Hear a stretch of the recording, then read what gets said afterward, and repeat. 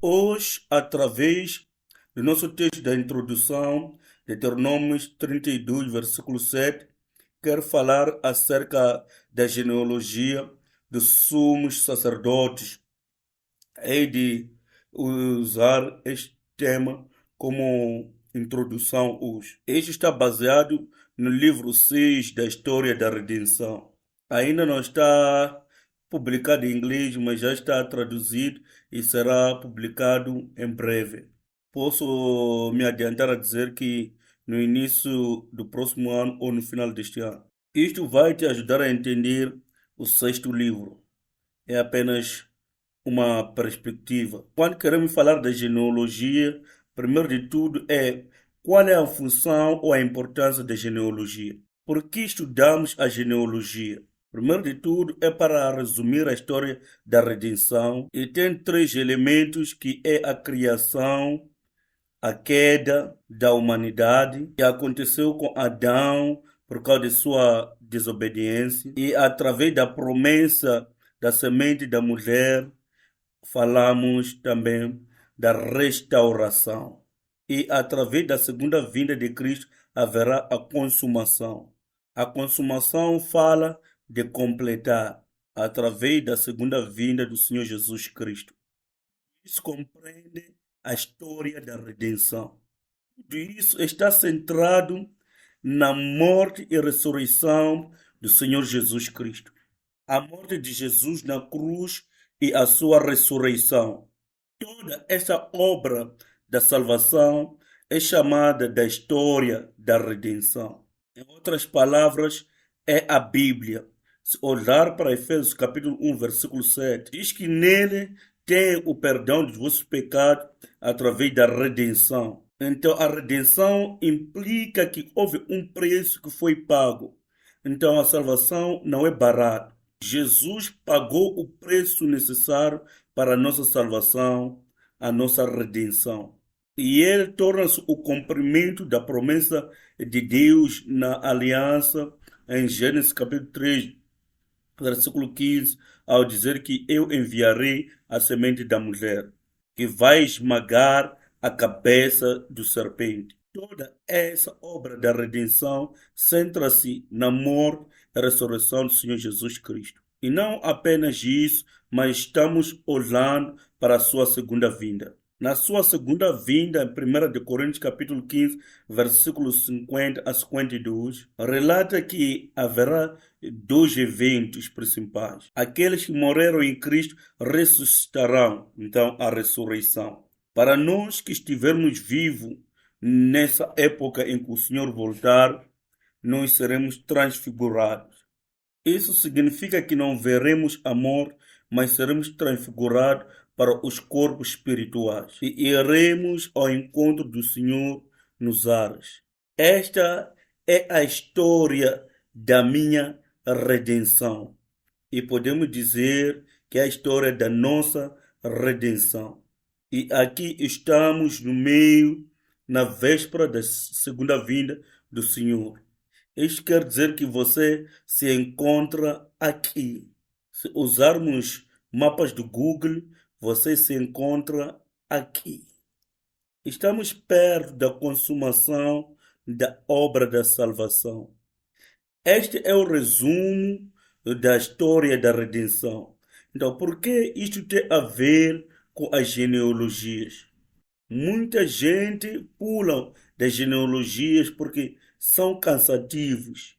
Número um, é porque a genealogia é o resumo de todo esse relato da história da redenção. Por assim dizer, genealogia é um sumário condensado da história da redenção. Se olhar para Gênesis capítulo 5, versículo 1, diz que o livro das gerações, e em hebraico é Per Theodor. Isto é o livro das gerações.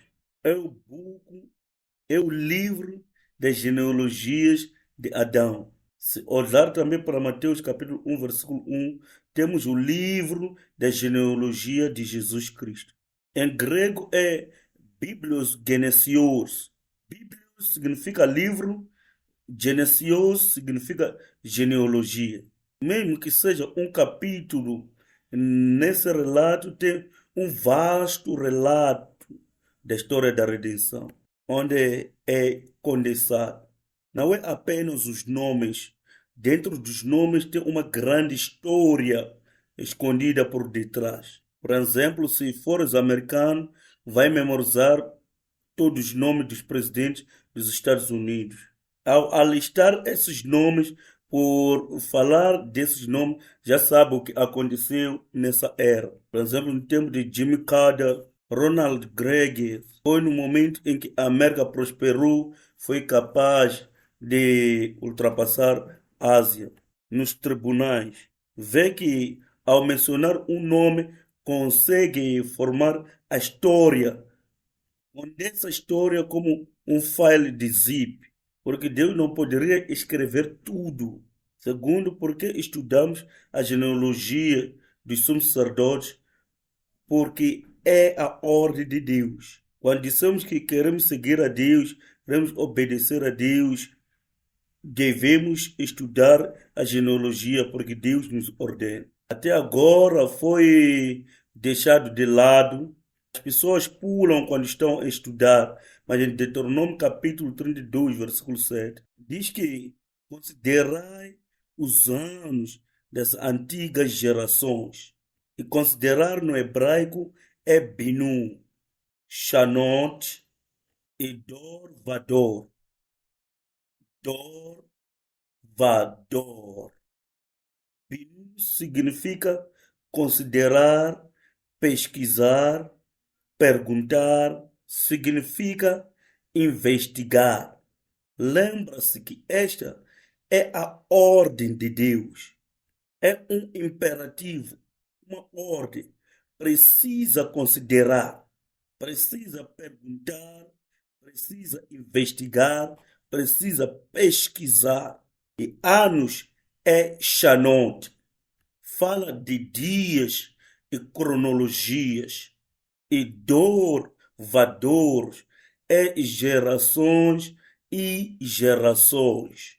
Dor, vador é todas gerações e todas gerações. Quando listamos as gerações, falamos da genealogia. Deus está nos ordenando para estudar todos os anos e cronologias de todas as gerações, porque dentro deles está escondida a administração da história da redenção de Deus. Na história de redenção e nas datas e cronologias de genealogia, vemos como Deus interviu e agiu junto com a humanidade. Como é que ele operou a sua providência na história da humanidade? Quando fazemos todos esses cálculos, encontramos a operação de Deus, a sua providência e a sua obra de soberania na história.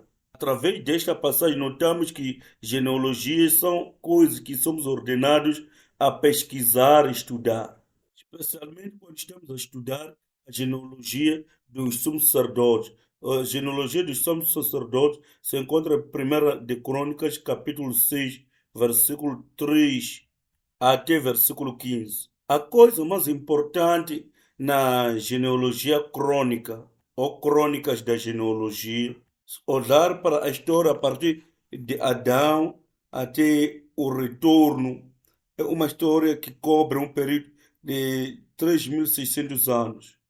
Foram condensados nas crônicas da genealogia. O mais importante é que quando é que essas genealogias aparecem? Aparece depois dos 70 anos do cativeiro babilônico. Então precisa entender o contexto histórico. Eles viveram na Babilônia por 70 anos e tiveram a liberdade para retornar. E muitos estudiosos creem que foi o Esdra que juntou o Antigo Testamento e registrou as genealogias. A razão pela qual ele registrou a genealogia, a razão pela qual ele escreveu genealogia era para que o povo não se esquecesse de suas raízes. a missão que Deus lhes deu e a aliança em Gênesis 3, versículo 15. É claro que muitas alianças foram trazidas à tona, está apontando para a mesma coisa, Jesus Cristo e a sua obra redentiva, assim como a sua segunda volta. E essas genealogias aparecem depois de 70 anos do cativeiro, e o que está nos falando é que, independentemente da queda, do pecado de Israel, Deus não os lançou para fora. Mas depois de 70 anos, Deus firmou-se nas suas promessas.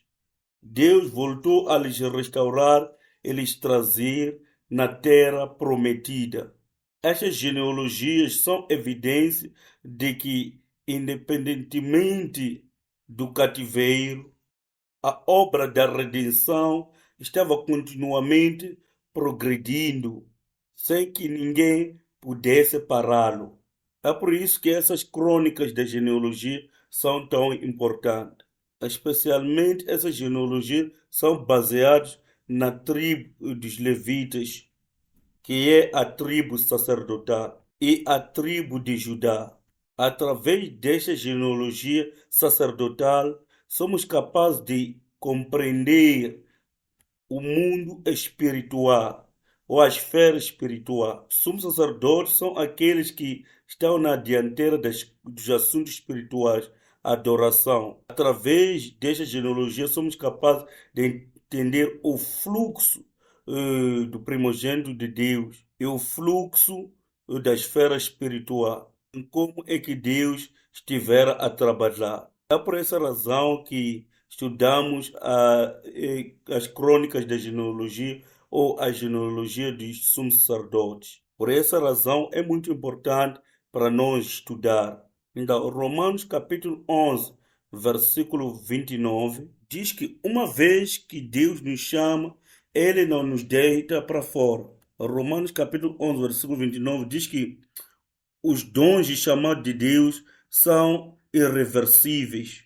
Uma vez que Deus nos chama e estabelece sua aliança conosco, Ele não nos descarta por causa do pecado ou desobediência ou por causa de falhas. Mas os dons e chamados de Deus são irreversíveis. Ele persiste conosco até o final. Somos nós que fugimos dele, somos nós que o abandonamos. Temos que conduzir vidas que andam com Deus, não como Caim que saiu da presença de Deus. A minha oração é de que creia de onde quer que você se encontre, Deus está contigo. Está contigo independentemente das tentações e tribulações e vai estar contigo até o final. Ora as bênçãos sobre a sua vida em nome do Senhor. Amém.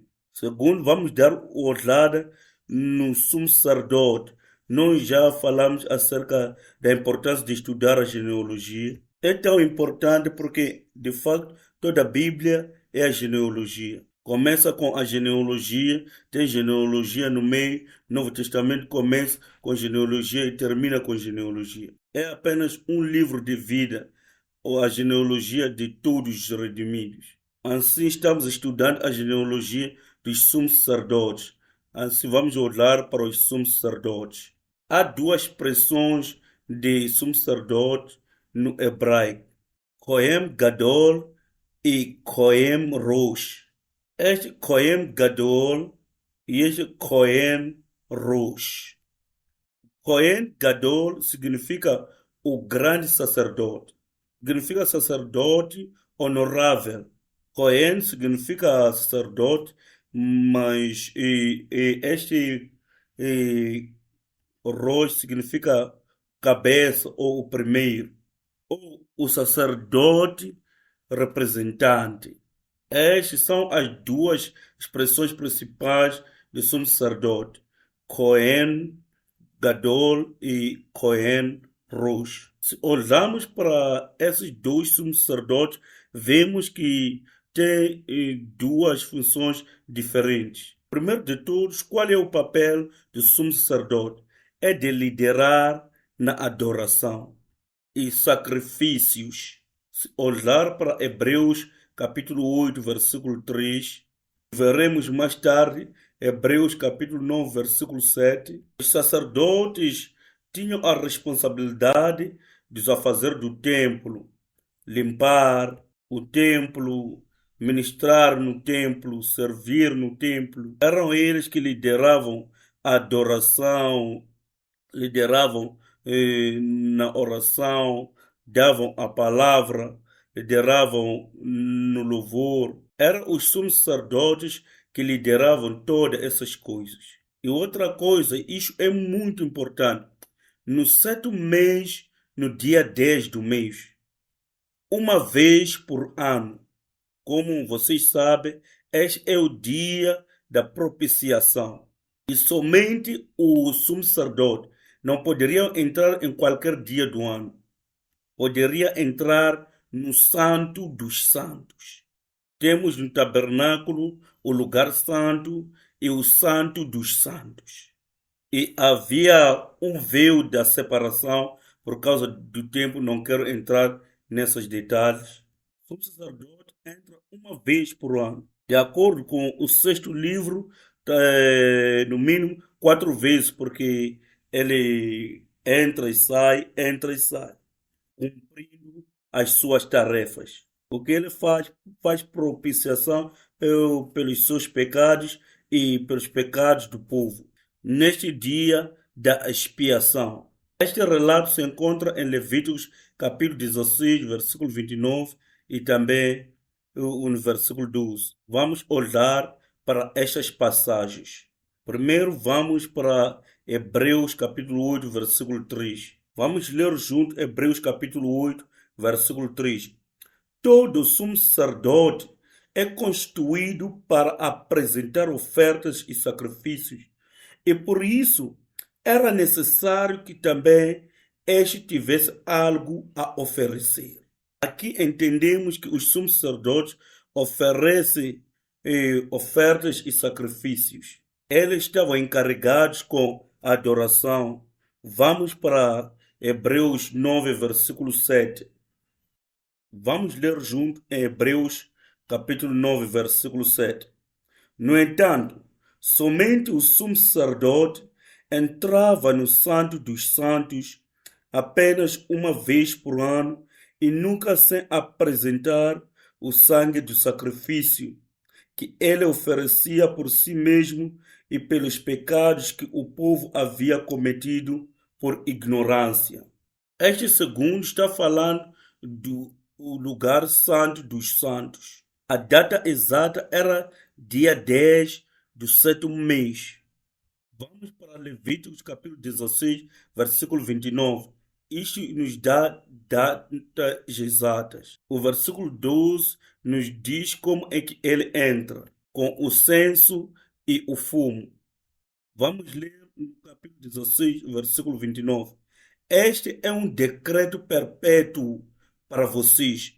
No 10º dia do 7º mês, vocês se humilharão a si mesmos e não poderão realizar trabalho algum, nem o natural da terra, nem o estrangeiro residente. E esta é a data da expiação, dia 10 do 7º mês.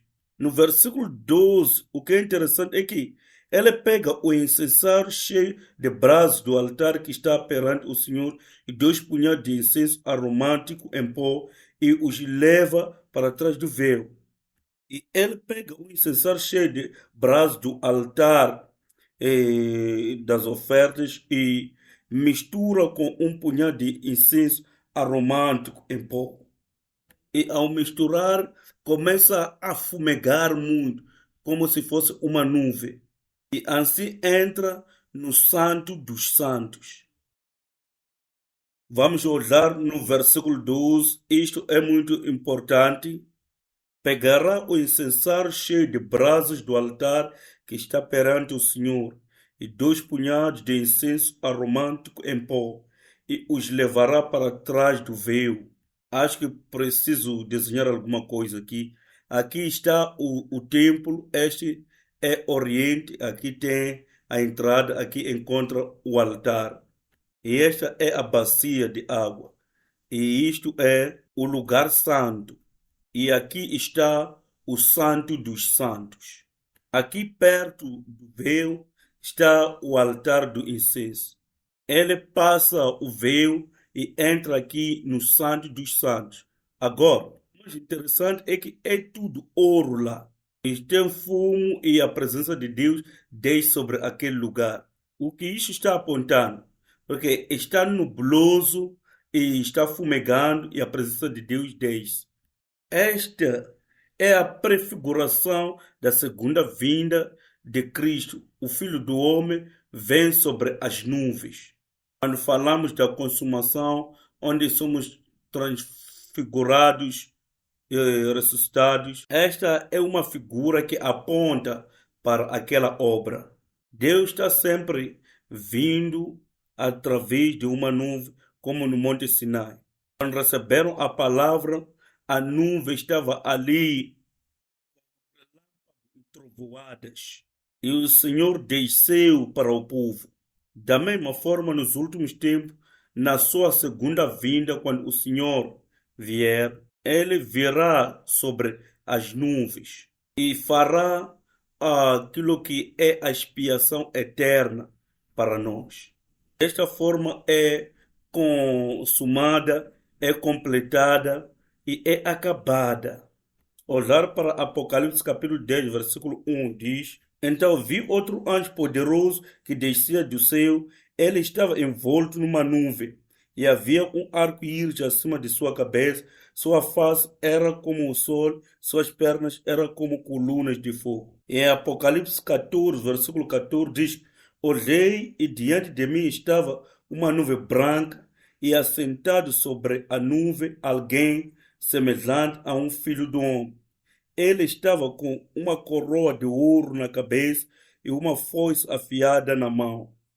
Este sumo sacerdote, quando pega esse incensário com fumo nas suas mãos, que também representa as orações, e entra no Santo dos Santos, isto prefigura a expiação eterna, que verá na segunda vinda do nosso Senhor.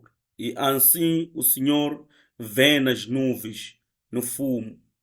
E eu oro para que tenhamos a fé para se encontrar com o nosso Senhor na sua vinda. Enquanto vier nos ares, que sejamos as pessoas que estarão na vigia, estarão em alerta máximo. Quando assim for, poderemos ser a verdadeira noiva de Cristo. Ora as bênçãos sobre a sua vida, em nome do Senhor.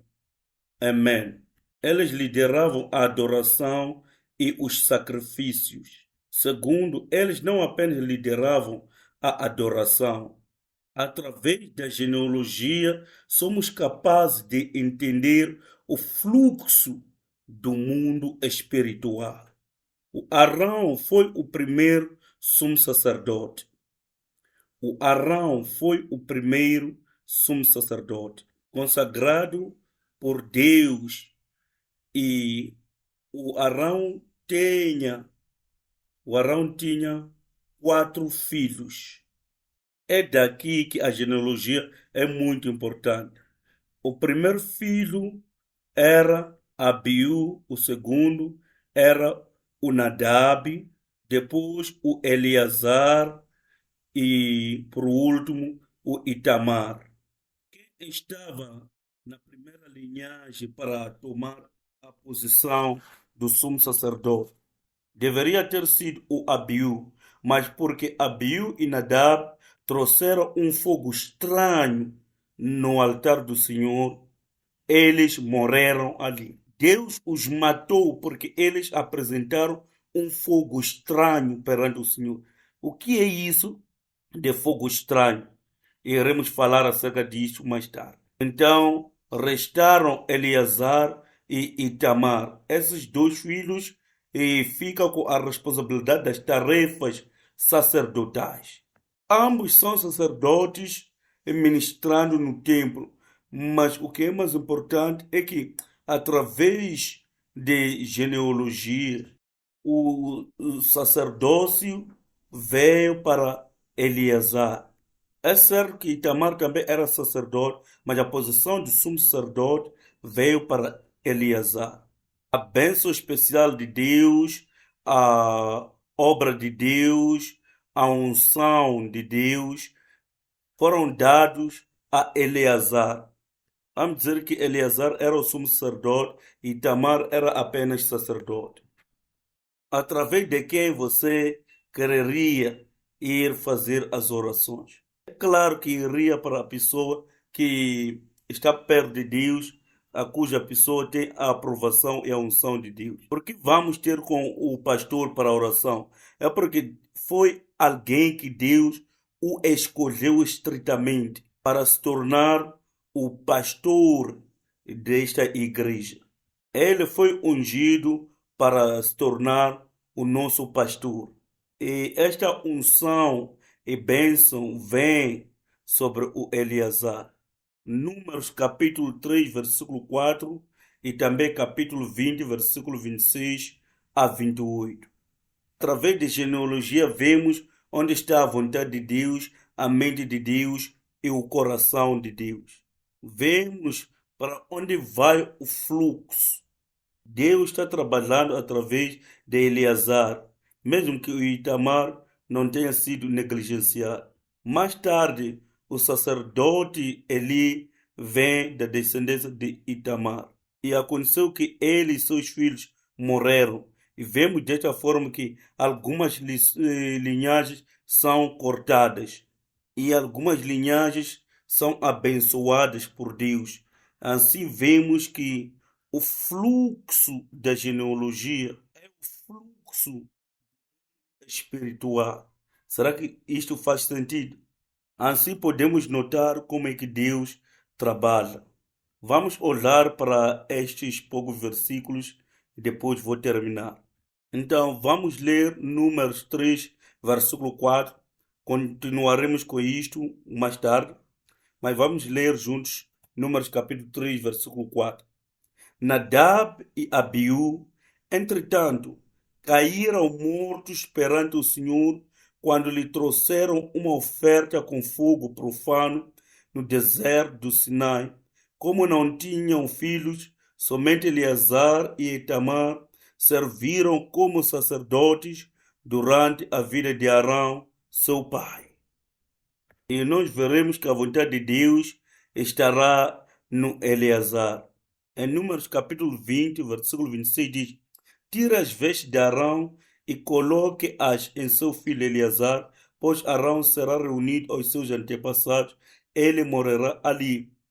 E se olharmos para o versículo 28, Moisés tirou as vestes de Arão e as colocou em seu filho Eleazar. E Arão morreu no alto do monte. Depois disso, Moisés e Eleazar desceram do monte. Vemos que a vontade de Deus e a unção descansaram no Eleazar. E vemos isto através da genealogia. Estamos seguindo a genealogia. Hoje vamos ter como conclusão, tenho duas coisas que queriam usá-los na minha conclusão. O sumo sacerdote no Antigo Testamento é a sombra do eterno sumo sacerdote Jesus Cristo. Em conclusão, o sumo sacerdote é a sombra do sumo sacerdote eterno Jesus Cristo, aquele que veio na ordem de Melquisedeque. Pode anotar os versículos aí, Hebreus capítulo 3, versículo 1, Hebreus capítulo 4, versículo 14 a versículo 11, indo até versículo 16. Olhando também Hebreus capítulo 10, versículo 22 a 24. E isto mostra claramente que o Senhor Jesus Cristo é o nosso eterno sumo sacerdote. O importante de se notar também é que nós somos os sacerdotes de Deus. O sumo sacerdote eterno é Jesus Cristo, mas nós somos os sacerdotes de Deus.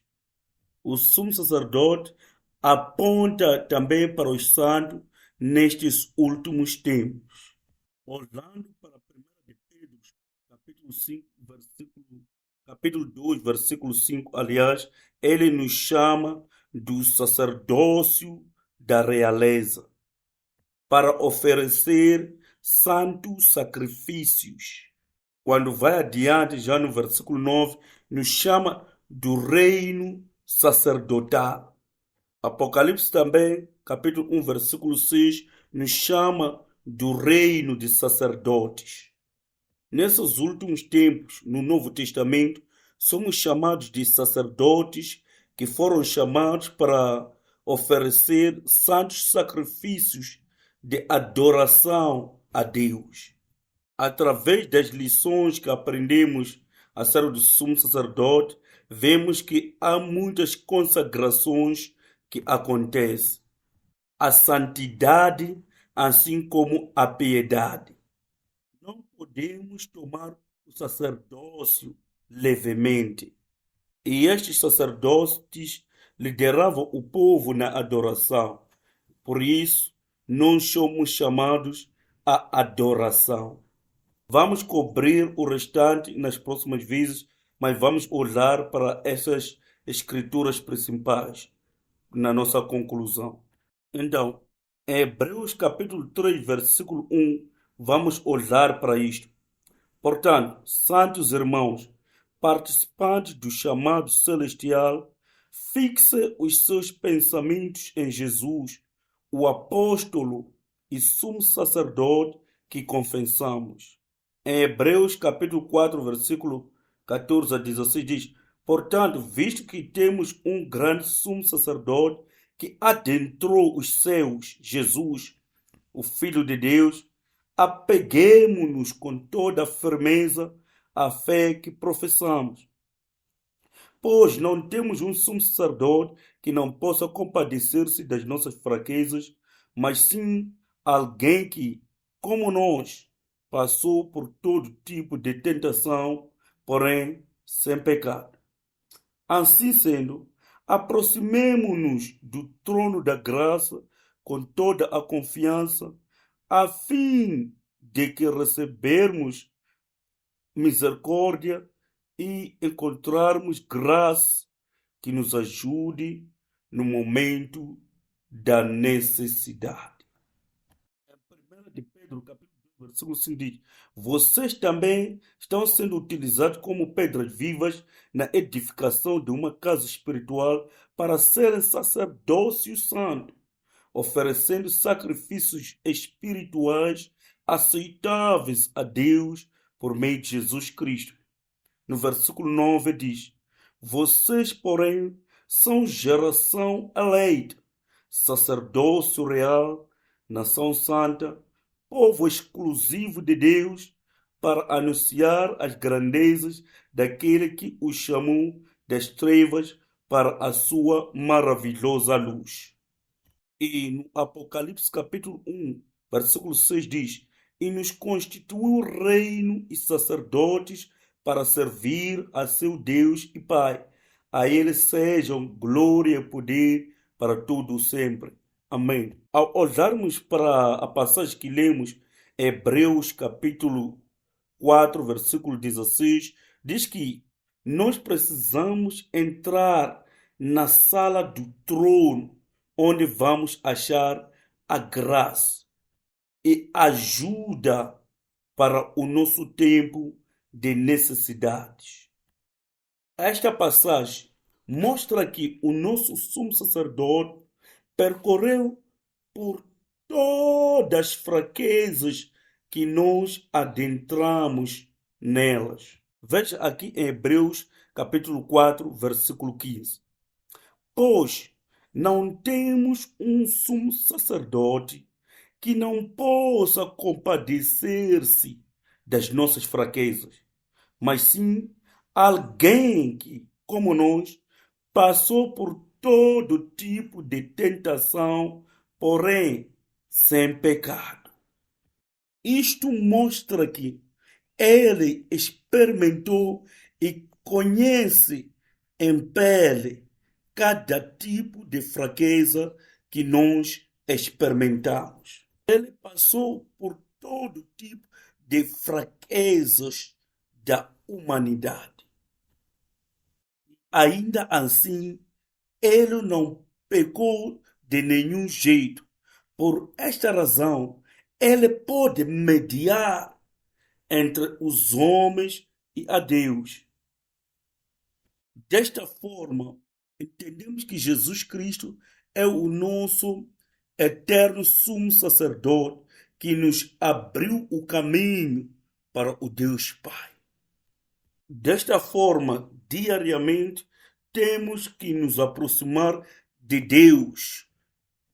Temos que orar, temos que estudar e obedecer a sua palavra.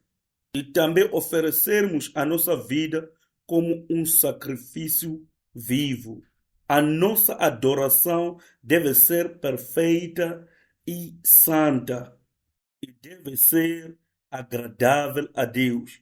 De facto, Romanos capítulo 12, versículo 1 e 2, diz que, rogo-lhes pelas misericórdias de Deus que se ofereçam em sacrifício vivo, santo e agradável a Deus. Este é o culto racional de vocês. Em Romanos 15, versículo 16, diz que de ser um ministro de Cristo Jesus para os gentios, com o dever sacerdotal de proclamar o Evangelho de Deus, para que os gentios se tornem uma oferta aceitável a Deus, santificados pelo Espírito Santo. Portanto, eu me glorio em Cristo Jesus em meu serviço a Deus. Desafiamos a igreja, enquanto que os tempos estão em decurso, que possamos entender a nossa tarefa sacerdotal de levar o Evangelho, entender a nossa posição de trazer a adoração e sermos o reino sacerdotal, para que sejamos uma comunidade que oferece os gentios para serem sacrifício vivo diante de Deus, o que se resume na evangelização, para que no futuro os líderes vão falar acerca desse assunto. Fomos desafiados a ter lições da história da redenção, para que tenhamos um seminário unido, falando em inglês. Esses são assuntos que precisamos pensar acerca deles, para termos um seminário em inglês, porque vamos ter um seminário internacional da hora. E tem muito mais coisas que Deus nos confiou para fazer, quer dizer, nos incumbiu para fazer. Uma vez que possamos realizar as responsabilidades que Deus nos incumbiu, daí já podemos glorificar o Pai. Eu oro para que possamos compreender a nossa tarefa e o nosso papel. Jesus é o nosso sumo sacerdote que nos abriu o caminho para ir a Deus, e que possamos ir a qualquer tempo e Ele possa se simpatizar conosco. Todos os dias precisamos oferecer os nossos corpos como o sacrifício vivo. Eu oro para que sejamos capazes de oferecer os sacrifícios diariamente que são aprazíveis a Deus e caminhar com Ele. E no dia da expiação eterna, sermos transfigurados e ir para a glória sem ver a morte. Eu oro as bênçãos do Senhor em nome do Senhor. Amém. Amado Papai Celestial, muito obrigado por essa oportunidade de adentrarmos na introdução do estudo da genealogia dos sumos sacerdotes. Por pouco tempo compreendemos a importância do estudo das genealogias sumos sacerdotes, como elas apontam para o Senhor e a nossa vida da fé. Lidera-nos, Pai, neste caminho da vida, neste caminho da transfiguração. E agradecemos e oramos todas essas coisas no nome precioso de Jesus. Amém.